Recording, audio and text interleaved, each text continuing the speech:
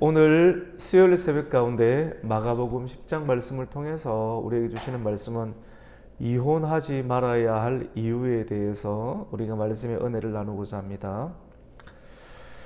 여러분, 이혼에 관해서 오늘 본문은 다루고 있는데 이 말씀을 전하기 전에 여러분에게 꼭 말씀을 드리고 싶은 것은 비난과 인정.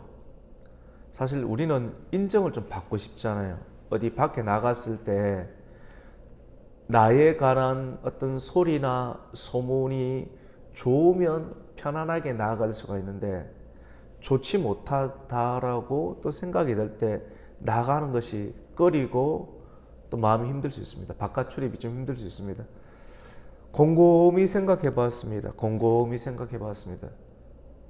비난이 있을 것 같은 생각들이 있잖아요. 여러분, 비난 없이 인정만 받는 사람이 있을까요? 우리가 동경하는 사람 가운데 보편적으로 정치인들 이쪽이든 저쪽이든 그 사람이 밖에 나갔을 때 다 지지해 주는 사람이 있습니까? 제가 볼 때는 없는 것 같아요. 아무리 공부 많이 하고 훌륭한 사람이라 할지라도 밖에 나가면 엄청 싫어하고 비난하는 어떤 사람들이 있습니다. 예를 들어서 한동훈 심플하지 않습니까? 아주 나이스하잖아요. 근데 다 지지해 줍니까? 엄청 싫어하는 사람이 있습니다. 반대쪽에 이재명 좋아하는 사람만 있습니까? 지지하는 사람도 있고 싫어하는 사람도 엄청 많습니다. 한 예로 여러분 정치인에 관해서 이야기를 드렸습니다. 우리가 믿고 있는 예수님, 우리가 생활하고 있는 교회, 무슨 죄를 그렇게 지었는지 사람들은 왜 교회를 싫어하는 사람도 있습니까? 예수님이 우리를 위해서 이 땅 가운데 우리를 위해서 죽으러 오셨는데 왜 사람들은 예수님에 대해서 환호하지 못하고 예수님을 비난하고 인정하지 못합니까? 사람이 뜻을 품고 어떤 새로운 시작을 했습니다. 좋은 뜻을 품고 결혼을 하든지 사업을 하든지 교회를 하든지 뜻을 품고 하지 않습니까? 완벽하게 할 수 있습니까? 어려움이 있을 수 있잖아요. 처음부터 잘하는 사람이 어디 있습니까? 좌충우돌하면서 살아가는 것이 인생이고 이것이 하나님께서 우리에게 허락한 본연의 이치인데, 그래서 우리가 부족하기 때문에 하나님을 의지하면 잘 살 수 있다라고 하는 하나님의 의지인데, 이런 인생을 살아가면서 우리가 비난받지 않을까요? 누군가에게는 비난받고 아무리 잘해도 비난받고 잘 못해도 인정받는 그런 경우들도 있지 않습니까? 그래서 비난받는 것을 두려워하지 말라. 마트를 가든지 바깥 출입을 할 때 당당하십시오. 당당하게 가고 예수님 붙잡고, 오히려 내가 부족하고 연약하지만도 내가 고개를 들고 당당할 수 있는 이유는 우리 주님께서 그 모든 비난을 이겨내셨고 죽음을 이겨내셨고 비난하는 당신들조차도 품고 변화시키기 위해서 우리를 위해서 십자가에서 피 흘려 주셨다라고 하는 그 본질을 깨닫고 알게 될 때 우리는 극복하는 인생을 살아갈 수가 있을 것입니다. 많은 사람들이 비난 때문에 힘들어하는 것이죠. 오늘 본문에 보면 우리 예수님께서 어디를 가든지 그 예수님을 힐난하고 비난하고 흠을 잡고 덫에 몰아넣어서 예수님을 비난하고 힐난하는 정도가 아니라 죽이려고 끝까지 쫓아다니는 안티가 있었습니다. 그 사람은 한두 사람이 아니라 큰 부류였는데 대표적인 사람이 바로 바리새인이라고 하는 아주 지적인 계층입니다. 여러분, 지식이 많은 사람들 상당히 피곤합니다. 여러분, 지식을 가지고 연약하고 힘든 것을 보호하는 형태로 있으면 얼마나 좋겠습니까? 오히려 그것을 가지고 결국은 어떤 명성을 가지기도 하지만도 자기들을 위해서, 자기의 목적을 위해서 본질과 또 주님과의 진리를 끌어내리고 하는 그런 세력이 있었는데, 그 세력을 오늘 본문은 바리새인이라고 기록을 하고 있습니다. 바리새인은 오늘 본문에 보면 예수님께서 요단강 건너편으로 가시는데 그 지역을 자세히 살펴보면 베레아라고 하는 세례 요한을 이렇게 죽였던 헤롯 안티파스가 통치하는 그 지역으로 건너가셨습니다. 예수님이 베레아 지역에 있게 될 때 그 지역은 세례 요한을 죽였던 헤롯이 통치하는 지역인데 그 지역에 기운이 있는 거예요. 우리도 이 지역 갔을 때, 오늘 이 지역 갔을 때 지역에 따라서 자기를 지지하는 느낌이 전혀 다른 정치적인 느낌이 있잖아요. 예수님도 마찬가지입니다. 예수님이 건너간 곳은 세례 요한을 죽였던 헤롯이 통치하는 지역에 갔다라고 하는 거예요. 그 지역에 독특한 그런 성격이 있는 거예요. 그때 바리새인은 그 지역성을 이용하려 해서 예수님께 질문을 합니다. 예수님, 사람이 아내를 버리는 것이 옳습니까? 오늘 본문이 이 내용을 담고 있는 거예요. 사람이 아내를 버리는 것, 사람 해봤자 남자와 여자밖에 없는데 사람이 아내를 버린다라고 하는 것은 남자가 아내를 버린다. 대부분의 어떤 고난과 힘을 그때 그 당시는 남자들이 지고 있었지 않습니까? 남자가 아내를 버리는 것이 옳습니까? 그때 그 당시에는 이혼이 어느 정도 합법화된 그런 시대였습니다. 바리새인의 교활한 질문은 예수님은 어떻게 대처하셨느냐? 모세는 어떻게 너희에게 명했느냐? 바리새인들은 율법을 굉장히 중요하게 여기니까 모세는 이 문제에 대해서 어떻게 말하고 있더냐라고 반문을 했습니다. 바로 답변하지 않으셨어요. 그러자 그들은 모세가 이혼 정서를 서주기를 허락했다라고 답변합니다. 이혼 정서를 서주기를 허락했다라고 하는 그 말 안에는 이혼을 허락했다는 말이 포함되어 있지 않습니까? 그런데 예수님께서는 이렇게 한 것은 아내에게 수치스러운 일이 발견이 되거나 아내가 남편을 떠나서 본문은 그 남자들 위주의 그런 사이이기 때문에 아내가 남자를 버리는 것이 합당하냐? 근데 합당한 이유는 모세 같은 경우는 율법이니까 아내가 수치스러운 일들을 했을 때, 정말로 부도덕한 일들을 하거나 아주 꺼내지 못하는 일을 했을 때 그때는 이혼 정서를 서주는 것이 맞다라고 또 말씀을 합니다. 이 내용이 신명기 24장 1절을 근거한 내용인데요. 근데 이 구조를 놓고 바리새인들 간에도 큰 의견이 차이가 크게 두 가지가 있었습니다. 그때 그 당시 가운데 샴마이 학파라고 있었어요. 샴마이 학파. 크게 샴마이 학파가 있고 힐렐 학파가 있었는데, 샴마이 학파는 부끄러운 일이 아니면 이혼할 수 있다. 도덕적으로 또 윤리적으로 또 크게 가정에 상처를 주는 일이 아니면 이혼할 수 없다. 그럼 이 말은 말 그대로 도덕적으로 윤리적으로 큰 문제가 있다라고 하면 이혼할 수 있다라고 보는 지식인 계층, 샴마이 학파의 계층은 문제가 있으면 이혼할 수 있다라고 이렇게 보는 견해가 있고, 또 힐렐 학파는 어떤 견해를 갖고 있냐면 여성이 빵을 굽다가, 그때 그 당시는 요즘은 남성이 요리도 하기도 하지만도 함께 이런 것들이 많이 무너졌잖아요. 보편화됐잖아요. 근데 여성들이 하는 일, 남성들이 하는 일, 여성들은 무조건 집에서 가사 일을 돌보는 그런 시대였지 않습니까?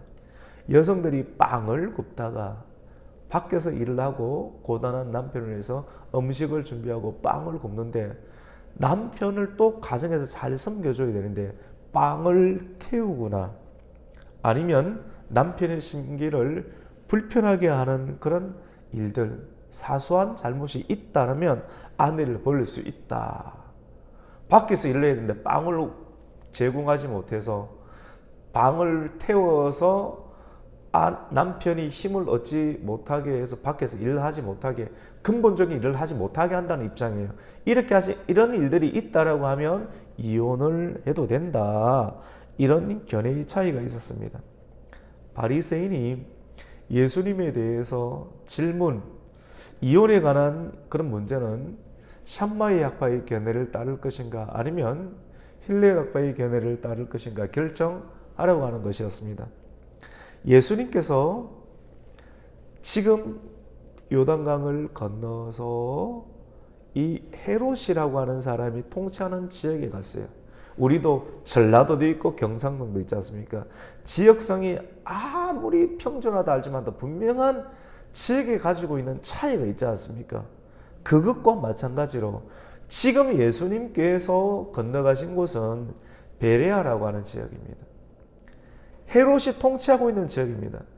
헤롯은 어떤 사람입니까? 그의 동생의 아내를 취하여서 결혼했습니다. 그의 아내가 있는데도 불구하고 그의 동생의 아내를 보는 순간 서로 눈이 맞았던 거예요. 그래서 그 음욕과 자기 욕심에 취해서 자기의 아내가 있음에도 불구하고 어떻게 합니까? 동생의 자기 아내를 버리고 동생의 아내를 취해서 어떻게 합니까? 재혼했습니다. 근데 왕이 이런 일을 하니까 왕에 대해서 살아있는 권력에 대해서 함부로 말하는 것은 죽음이지 않습니까? 손해가 있잖아요. 어느 누구도 말 못해요. 세례 요한이 신앙의 양심이 있는데 하나님께서 나를 선지자로 세우신 또 목회자로 세우신 분명한 이유가 있는데 이 일들을 어떻게 해야 되는가? 말하는 순간 분명하게 감옥에 갇히든지 결정적인 계획 가운데 내가 참수형을 당할 것 같은 생각이 드는 거예요. 이런 생각이 다 들잖아요. 그런데도 불구하고 신앙의 양심을 그대로 사용해서 이것은 옳지 못합니다 라고 옳은 소리, 옳은 편에 서게 된 거예요. 바른 소리하고 옳은 소리, 옳은 편에 섰어요. 그 말을. 그러니까 이것은 권력에 대한 도전이지 않습니까? 그래서 헤롯은 찔리기도 하고, 근데 함께 결혼했던 이 제수씨라고 해야 될까요? 그 헤로디가 아주 관계한 연이거든요. 결국은 결혼했던 남편의 마음을 사서 기분을 좋게 만들어서 입에서 헛말이 나오게 만들고 그 말을 통해서 세례 요한을 죽이게끔 하였던 지역이 어디냐면 지금 예수님께서 전도하고 있는 지역. 그 지역에서 그 지역성을 이용해서 간교하게 머리가 있잖아요. 머리 좋은 사람, 지식이 많은 사람. 이 바리새인은 예수님을 이 이혼 문제를 설명하게 해서 이렇게 되든지 저렇게 되든지 어떤 편에 서든지 덫에 걸려서 이 지역에서 예수님을 죽이려고 하는 꿍꿍이를 갖고 질문한 내용이 오늘 마가복음 10장의 내용입니다. 사람이 아내를 버리는 것이 옳습니까? 아니지. 이렇게 하는 순간 세례 요한처럼 갇혀 감옥에 들어가야 되고 결국 참수형 당하는 것. 그렇지 않습니까? 그리고 옳지 그래도 괜찮지 하면 하나님의 말씀과 대치되는 경우. 이래도 저래도 문제가 생깁니다. 참 요즘 지혜로워야 돼요. 요즘 목사님들 지혜로워야 돼요. 삭삭 피해 나간다고만 지혜로운 것이 아니고요. 참 이래도 걸리지 않아야 되고 저래도 걸리지 않아야 되고 결국은 어느 편에는 써야 돼요. 하나님 편에 서든지 좌우의 편이 아니고요. 하나님 편에 서든지 세상의 편에 서든지 그래서 결국은 죽을 수도 있어요. 그래서 죽음을 이길 수 있는 용기를 가지고 신앙생활을 하는 것이 옳다라고 여겼습니다. 이 질문에 대해서 예수님은 그들의 이혼관이 이혼을 해야 된다라고 하는 그런 관점이 잘못되었음을 지적하고 있습니다. 성경이 말하는 것은 이혼관이 목적이 아니라 결국은 결혼의 원리에 대해서 예수님은 다시 설명을 하고 있습니다. 예수님은 그들의 함정에 빠지지 않는 정도가 아니라 그들의 아주 악한 의도잖아요. 요즘 이런 악한 의도를 가지고 질문하고 공작하는 일들이 얼마나 많습니까? 정치판이든 또 기독교계에 좀먹는 신천지든 공작하잖아요. 그래서 사람들을 끌어내지 않습니까? 만들잖아요. 걸려들게 만들. 참 분별을 해야 돼요. 근데 예수님께서는 그런 의도를 이용해서 하나님의 말씀을 전할 기회로 삼았습니다. 여러분, 이것이 지혜인데요. 우리는 사단의 계략에 걸려 넘어지는 것을 두려워하기보다 모든 상황을 바른 말씀, 옳은 말씀을 전할 수 있는 기회로 삼는 것이 최고의 지혜다라고 오늘 말씀 우리에게 예수님께서 가르쳐주고 시사해 줍니다. 예수님께서는 이러한 바리새인들의 간교한 질문에 대해서 이혼으로 끌어가면 사람이 이혼에 대해서 이야기를 할 거 아니겠어요? 이혼에 대해서 이야기하지 않고 예수님께서는 결혼의 원리, 창조 때부터 우리 하나님께서 우리를 만드신 하나님께서 결혼을 제정하신 그 영원한 창조의 섭리와 원리에 대해서 말씀합니다. 너희가 굳이 그렇게 이렇게 이야기를 하는 것을 오늘 5절 말씀 가운데 보면 너희의 마음이 완악함으로 말미암아 모세가 이렇게 명령을 기록했다라고 말합니다. 모세의 율법에서 이혼을 허락하는 것은 이혼을 권장하려고 하는 목적이 아니라 사람들의 마음이 완악하여 그래서 허락했다라고 하는 거예요. 율법은 그렇습니다, 여러분.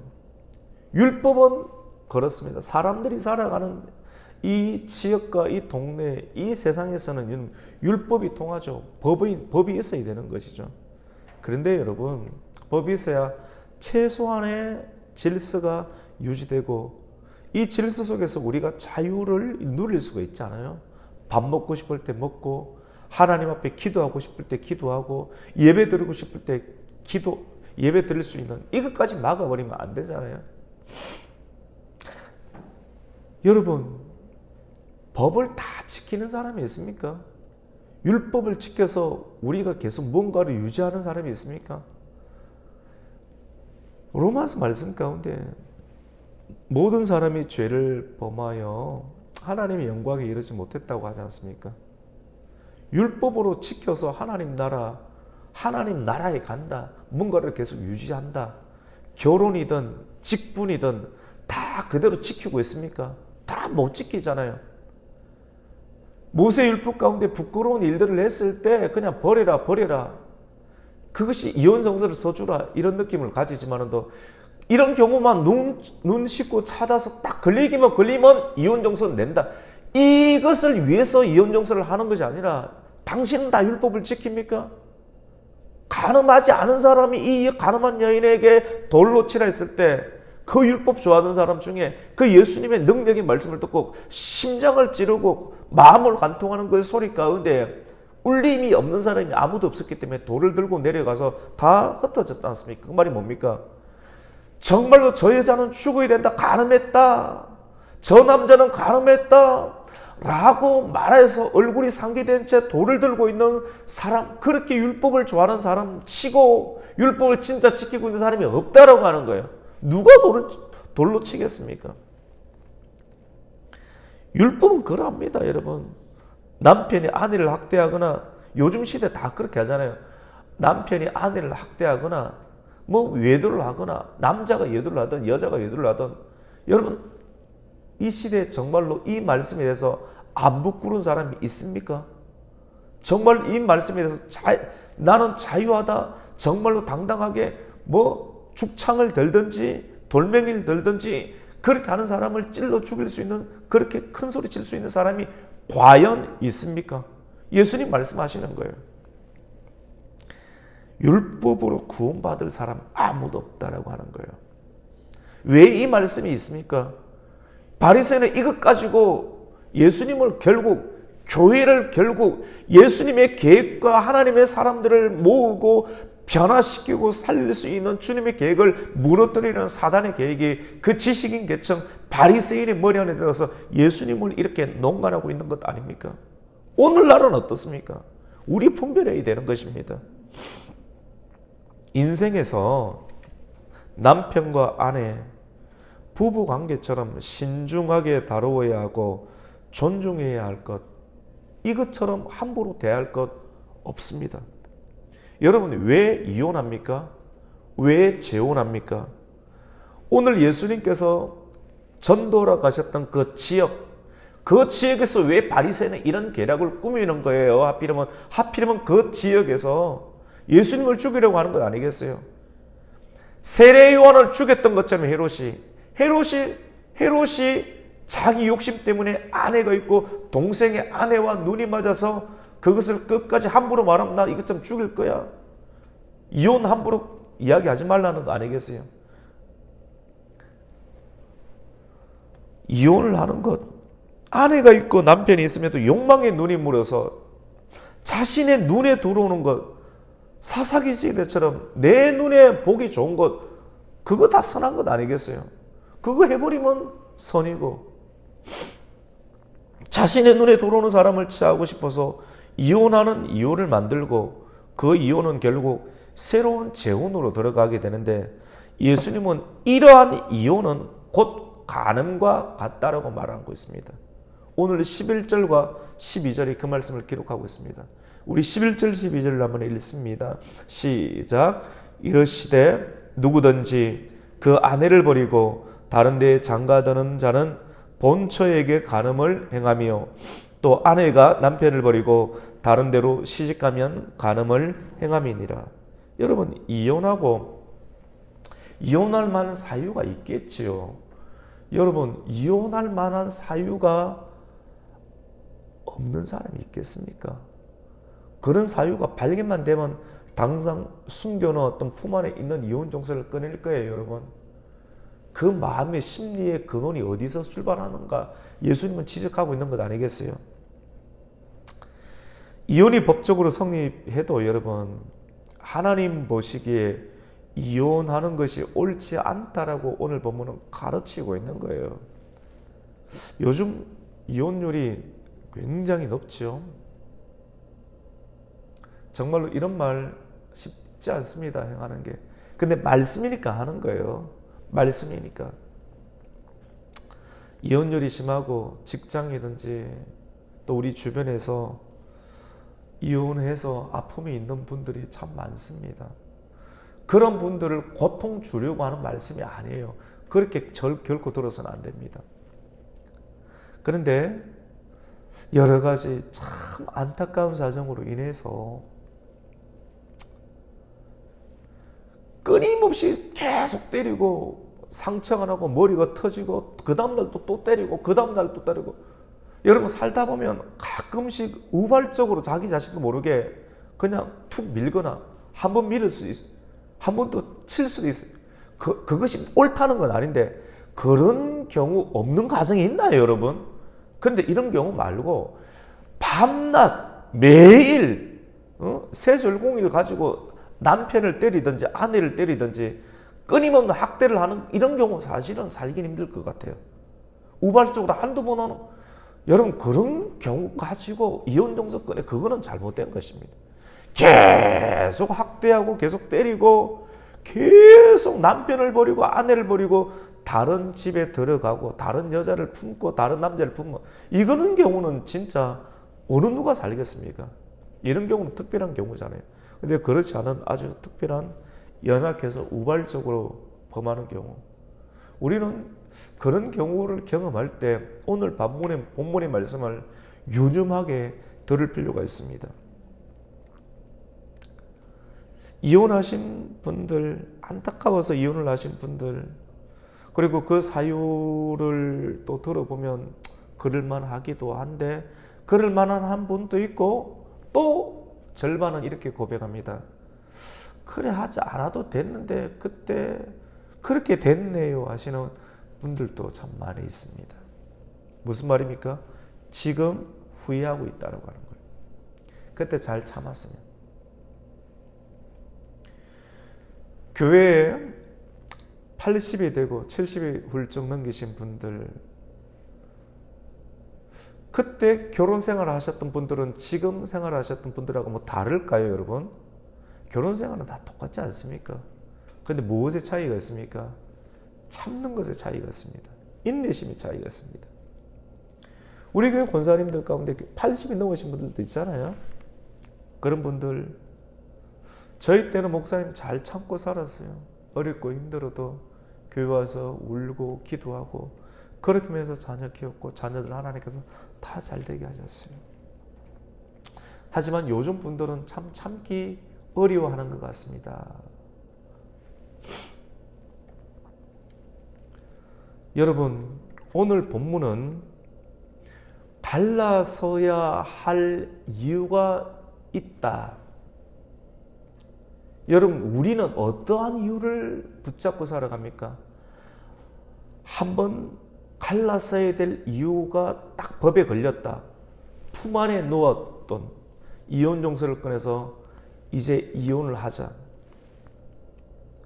갈라서야 될 이유만을 발견하는 순간 이혼인 거예요, 여러분. 우리는 어떤 사람입니까? 하나님의 말씀을 믿는 사람은 어떤 사람입니까? 갈라서야 될 이유만을 발견하면, 저분에게서 문제가 터지기만을 기다리고 있는 바리새인 같은 생각들입니까? 만약 그렇다면 그 사람의 마음에 바리새인의 기질이 있는 거예요. 바리새인은 누가 조종하고 있습니까? 성령님이 조종하고 있습니까? 예수님이 조종하고 있습니까? 아니면 사단이 조종하고 있습니까? 갈라서야 될 이유만 딱 발견되는 순간 올무에 넣으려고 하는, 이혼 종서를 끝내려고 하는. 오늘 예수님께서는 결혼의 원리를 우리에게 말씀하고 있습니다. 예수님은 창조 때로부터 사람을 남자와 여자로 지으셨고, 하나님이 이름으로 사람이 그 부모를 떠나서 둘이 한 몸이 될지라. 이러한 적 이제는 둘이 아니요 한 몸이니, 그러므로 하나님이 짝지어 준 것을 사람이 나누지 못할지니라. 여러분, 하나님이 짝지어 준 줄 믿으시기를 주님의 이름으로 축원합니다. 요즘 주례할 때, 요즘 시대의 문화는 주례하는 목사님이 안 서요. 한 10년 전부터 이런 일들이 생긴 것 같아요. 목사님 있으면 반드시 이야기를 하거든요. 근데 시대적인 분위기가 아름답고 화려하고 순조롭게 결혼식은 진행되지만도, 그래도 목사님이 서서 지럽게 잠깐이라도 서서 딱 이 말씀을 하면 이 말씀이 굉장히 거룩한 부담감을 줘요. 하나님이 짝지어 준 것을 사람이 나누지 못할지니라. 갈라서야 될 이유를 찾는 것이 아니라 하나님께서 우리를 짝지어줬다, 하나님께서 결혼하게 하셨다, 갈라서지 않아야 될 이유를 하나님의 말씀을 목사님을 통해서 결혼식에 듣는 거예요. 이런 사람들은 그래도 갑니다. 우리와 우리 어르신들 사람들은 그렇게 목사님 앞에서 결혼했으니까 힘들고 어려워도 끝까지 가는 거예요. 목사님 앞에서 한 것이 아니라 목사님을 통해서, 사람을 통해서 하나님 말씀이 전해졌으니까 그 말씀 붙잡고 끝까지 견디는 거예요. 그런데 요즘 시대는 그런 것들이 많이 없잖아요. 안 그래도 힘든데 더 이혼율이 많아지는 것 아니겠습니까? 결국은 말씀이 부재입니다. 갈라서야 될 이유보다 갈라서지 않아야 될 이유를 붙잡는 것이 성도라는 것이고 기독교인인 것이고 크리스찬이라는 사실입니다.